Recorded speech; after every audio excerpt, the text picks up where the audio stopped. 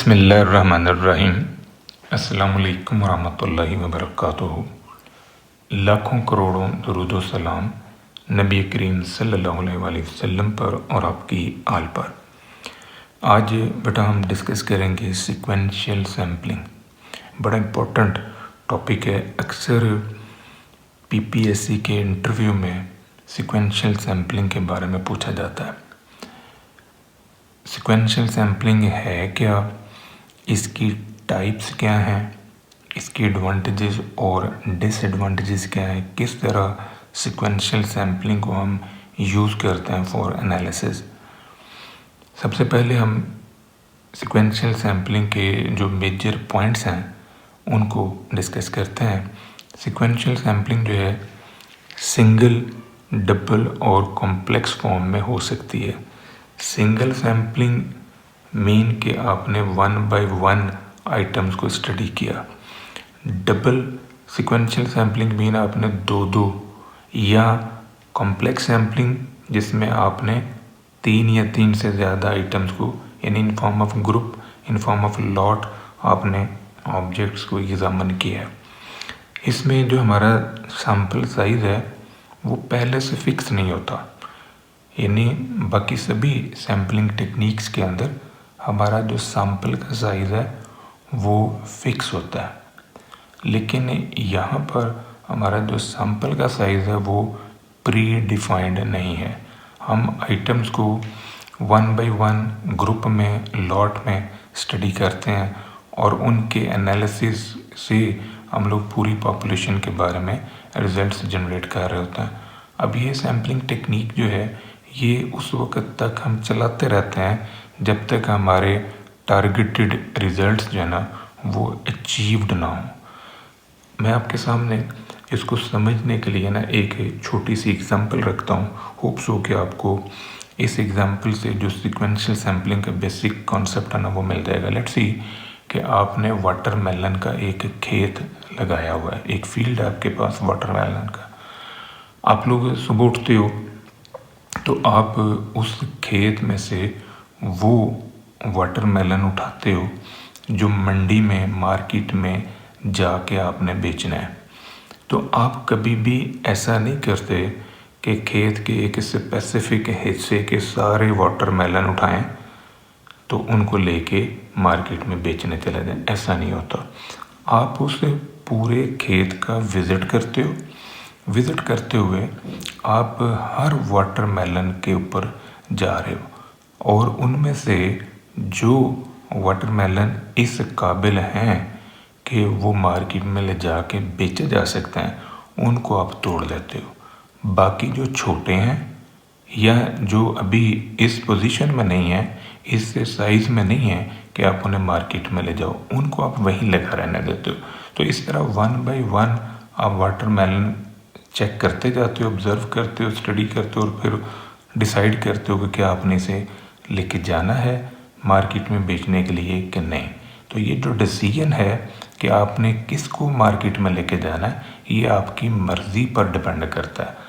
आपके माइंड के अंदर जो एक क्राइटेरिया है उस वाटरमेलन को मार्केट में ले जाने का, वो अगर पूरा हो रहा है तो आप उसे तोड़ लोगे और अदरवाइज़ आप उसे वहीं लगा रहने दोगे।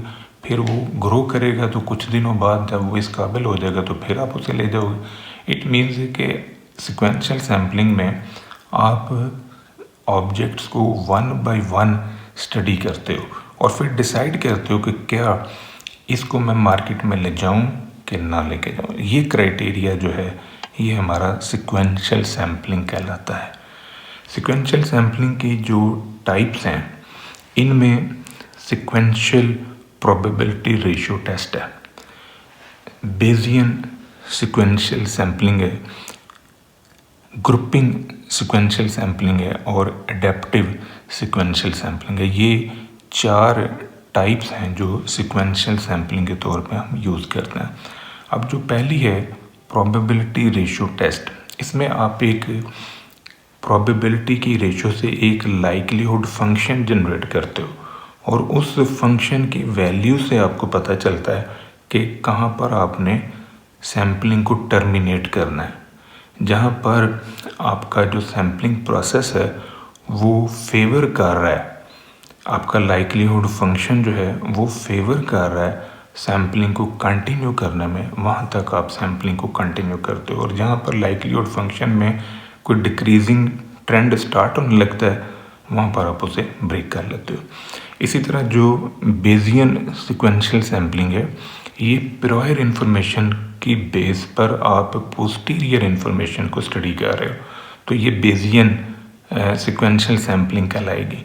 ग्रुपिंग सिक्वेंशियल सैम्पलिंग में आप लॉट की सूरत में, ग्रुप की सूरत में सैम्पलिंग परफॉर्म करते हो। अब 2-2, 3-3, 4-4 का ग्रुप निकाल लेते हो, लॉट निकाल लेते हो डिफरेंट आइटम्स की, डिफरेंट ऑब्जेक्ट्स की, फिर उनको आप एग्जामिन करते हो और फिर डिसाइड करते हो कि क्या इस लॉट को आपने रिजेक्ट करना है या आपने एक्सेप्ट करना है।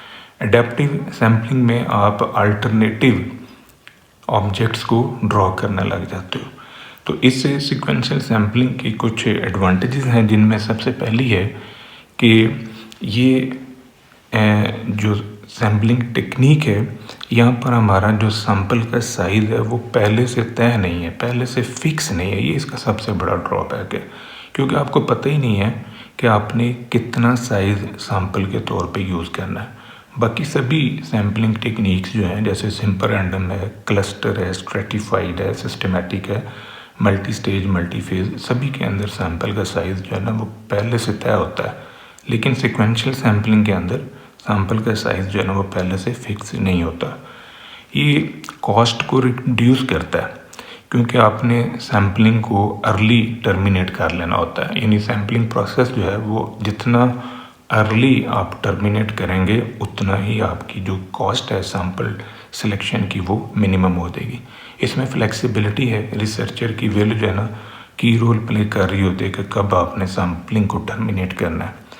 मेडिकल ट्रायल्स के अंदर हम लोग सिक्वेंशियल सैम्पलिंग जो है ना वो यूज़ करते हैं। हम पेशेंट्स के ऊपर डिफरेंट मेडिसिन को अप्लाई कर रहे होते हैं और डिफरेंट मेडिसिन की एप्लीकेशन को हम चलाते रहते हैं जब तक हमें रिक्वायर्ड रिजल्ट जो है ना वो नहीं मिल जाते। फास्टर डिसीजन मेकिंग में ये यूज़ होता है। सिक्वेंशियल सैम्पलिंग से डिसीजन जो है ना वो बहुत तेज़ी से हम बनाते हैं, क्वालिटी कंट्रोल इम्प्रूव हो जाता है और जो वेस्टेज है रिसोर्सेज का उसको बचाया जा सकता है। यानी स्टडी के दौरान जो आइटम्स आपके डिस्ट्रॉय हो जाते हैं या जो मटेरियल आपका वेस्ट हो जाता है उसको मिनिमाइज़ किया जा सकता है।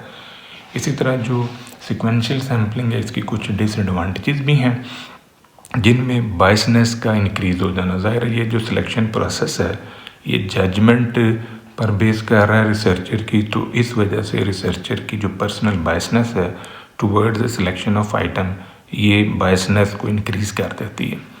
ड्यूरेशन ऑफ स्टडी जो है ना ये इंक्रीज़ हो सकता है। ज़ाहिर है ये रिसर्च आपकी फिर उस वक्त तक जारी रहती है जब तक आपके टारगेटेड रिजल्ट्स नहीं मिल जाते, तो आप अपना सैम्पलिंग कंटिन्यू करते हो। तो ये जो सैम्पलिंग की कंटिन्यूएशन है, इसकी वजह से फिर ज़ाहिर है ड्यूरेशन जो है ना वो बढ़ जाता है, कॉस्ट भी इसकी बढ़ जाती है। सैम्पलिंग को टर्मिनेट करने का यानी स्टॉप करने का जो क्राइटेरिया है, ये डिज़ाइन करना, ये डिसाइड करना कि कब मैंने सैम्पलिंग को ब्रेक करना, ये एक डिफ़िकल्ट टास्क है, क्योंकि जब तक ये क्लियर नहीं होगा कि आपने सैम्पलिंग को टर्मिनेट कब करना, तब तक आप बाउंड है कि आप उस सैम्पलिंग प्रोसेस को जारी रखेंगे।